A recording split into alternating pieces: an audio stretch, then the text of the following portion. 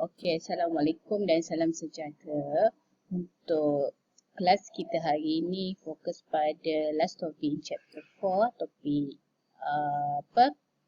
root locus method.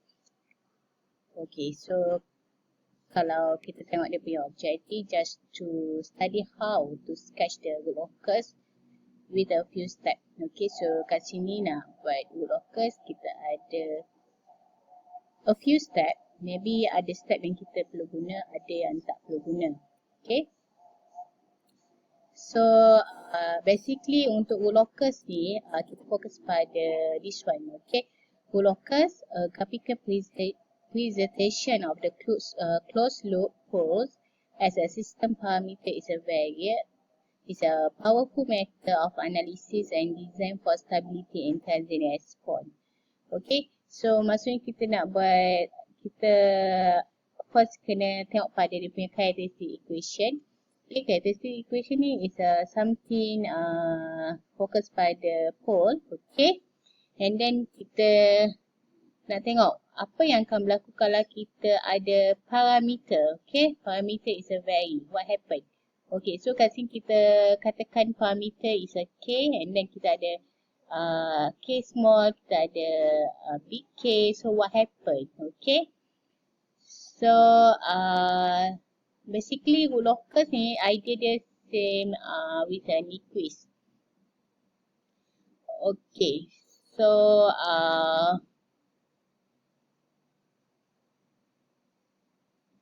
okay, and then you can see another point here. Okay, again another system parameter were designed to yield a desired transient response for only first and second order system. Okay, and then even though the root locus can be used to solve the same kind of problem, its real power lies in its ability to provide solution for system of order higher than 2. Okay, for example, under the right condition, a fourth order system parameter can be designed to yield a given percent overshoot settling time. Okay, so maksudnya daripada root locus ni you can find maximum overshoot, okay, and then you can find the settling time. Tapi in our case, we do not focus to find percent overshoot and settling time using root locus. Okay. Okay, in this case, he also say that the root locus can be used to describe qualitative the performance of a system as a various parameter are change. Okay, for example, the effect of variant gain upon percent overshoot, settling time and peak time can be vividly displayed. Okay. So what happen kalau K is ataupun parameter is change. Okay, so meaning that the percent overshoot, settling time and peak time also maybe vary. Okay, another transient response for the root locus also give a graphical representation of a system stability. Okay, so in these cases, okay, so maksudnya kat sini root locus ada dua lah. Okay, satu you can analysis the transient response and the second one you can analysis the stability. You can okay, for the closed loop transfer function you can define the system is a stability or instability or marginal stability. Okay, something like that. Okay. Okay, so now we want to know what is the root locus. Okay, so the root locus can be used to analyze and design the effect of loop gain upon the system transient response and stability. Okay, okay, so same method as first order, second order. Okay, for the root locus, so you want to analyze and design the effect of loop gain. Okay, meaning that this one is a K. Okay.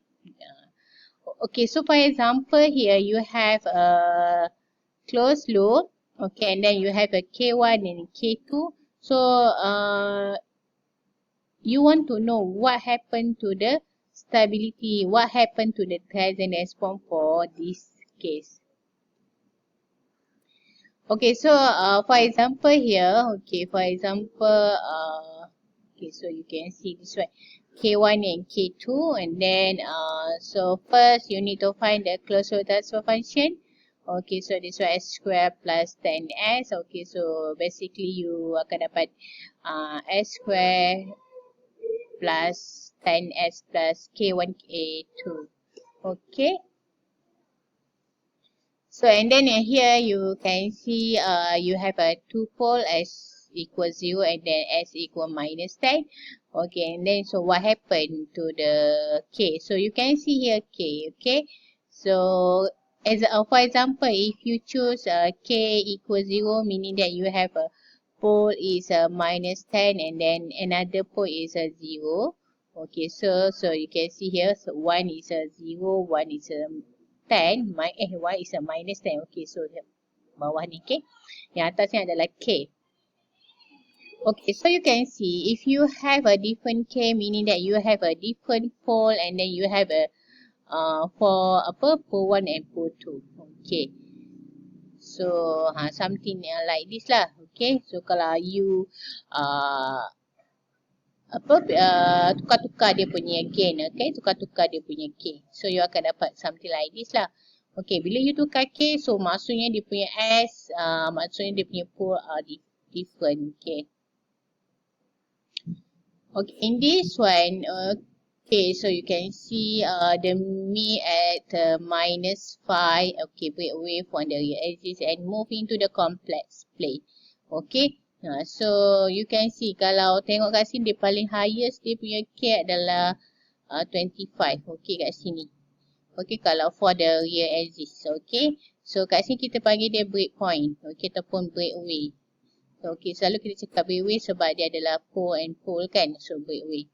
Okay, and then kalau you choose another K yang lain, so dia akan pergi kepada complex. Okay.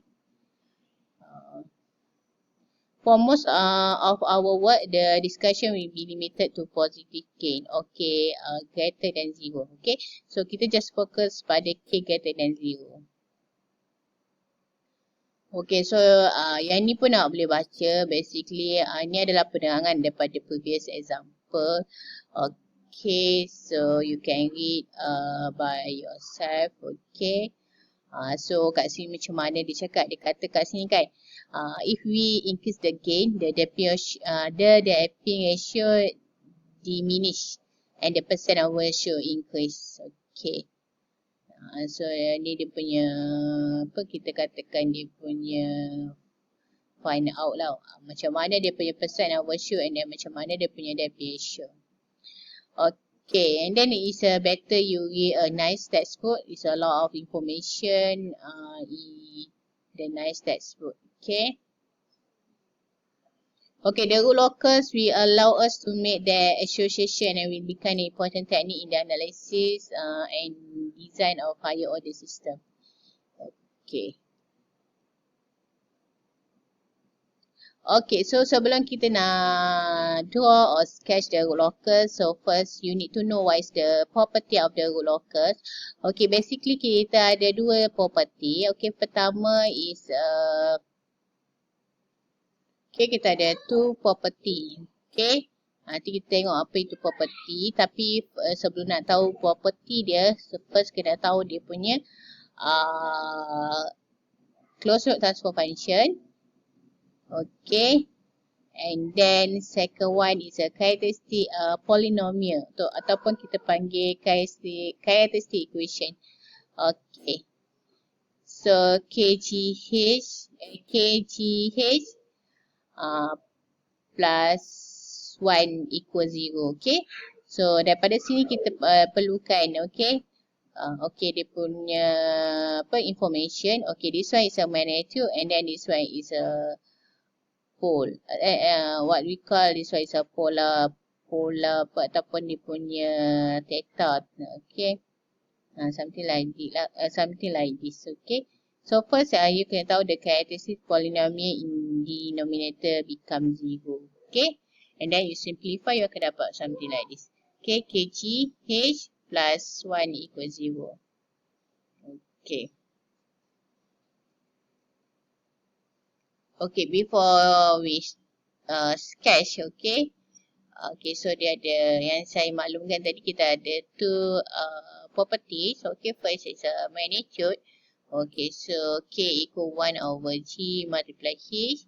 And then the polar form, okay, second one, KG H equal bracket 2K plus 1 multiply 180. Okay, this one too important, okay, to sketch the locus. Okay, so next kita sambung kemudian.